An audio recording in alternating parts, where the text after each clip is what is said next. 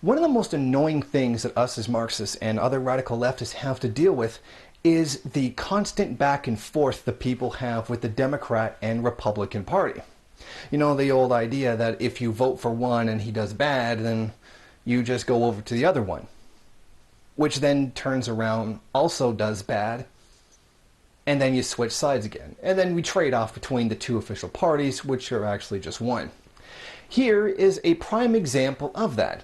According to a Gallup poll that just took place, 49% of Americans think positively of George W. Bush.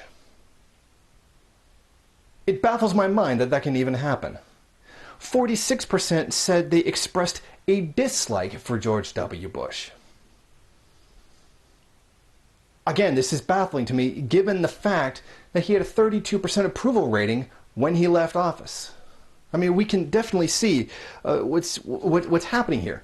As everybody is beginning to protest Obama, becoming more and more against what it is he's doing, spying on the American public, the military intervention in foreign countries. As people are rising up against this, for some reason, again, in their mind, this idea that if we just switch parties, you just jump to the other side, this will come to an end.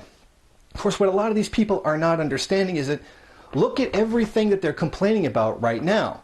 NSA wiretaps, persecution of whistleblowers, ongoing military intervention, cuts to social spending. That sounds exactly like the Republican Party, and in fact, that's actually where it started. As many people will recall, spying on the American public, to the accelerated degree that it has, largely began with George Bush and the Patriot Act. This is by no means something unique to the Democratic Party. This all began with the Republican Party itself, leaving many people like me to question what the hell is going on. And this isn't just coming from the people either. Take, for instance, the case of Piers Morgan, a well-known liberal talk show host. He went on television and he said that what Obama is doing now is worse than anything George Bush ever did. Because apparently this is worse than the beginnings of, the war in Afghanistan or the invasion of Iraq, which has killed about 3 million people. Is it debatable which one of these men is actually worse? Possibly. Does it actually really matter in the end? No. They're both part of the same oppressive mechanism of the two gigantic parties that do not represent the masses of people. There are too many people now that still haven't figured this out yet. The two big parties, the Republicans and the Democrats, do not represent the will of the people, nor have they truly ever. They are part of the same gigantic repressive mechanism that comes out of Wall Street, that comes out of the various, capital-intensive industries within the country. At no point do people seem to get it through their heads that both parties are a fraud. There isn't really a choice in the nation.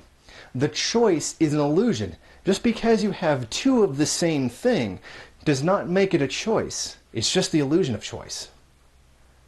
The part of us, what we, the radicals are supposed to do, the radical left, is to bring this to people's popular consciousness and remind them of that, and assist them in the breaking of this idea so that we can stop believing that this is a democracy, that it is necessary to get away from both official parties.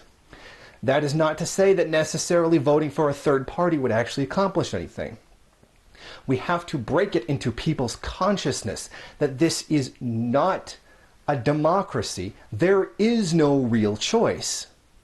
It's just not there. This is what we as radicals have to do. This reminds me of what every great revolutionary movement has had to do. Make a radical break. Something that you can do that shows that there's no going back.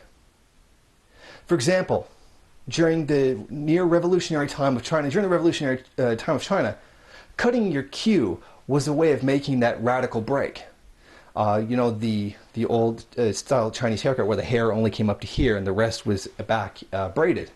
Cutting off that queue was considered an offense to the standing moral values of the society that they were in. To do so was to basically say to hell with you and make a permanent break, because that's something largely you couldn't come back from. You couldn't apologize for that later. You were making that radical rupture from the false consciousness of the system that existed. We don't have that today. In Nepal, one of those things to do is to leave the village, particularly if you're a woman. Not so much anymore now that the actual government has been thrown out and there's now a battle for power of what's going on in Nepal. But during that time of revolutionary struggle, a woman leaving her village and joining the rebels was a radical rupture, something that took them away from the society that they were a part of, that made them permanently part of something new, and altered not just their own consciousness, but other people's understanding of that person, that made that radical rupture from society. That is what we have to do in this society. Make that same radical rupture and get that same radical rupture into other people as they break away from the false consciousness of believing that this is a democracy when it's not. That's what we need to do. We need to find our radical rupture. And when we do, we have to take it and encourage others to do the same.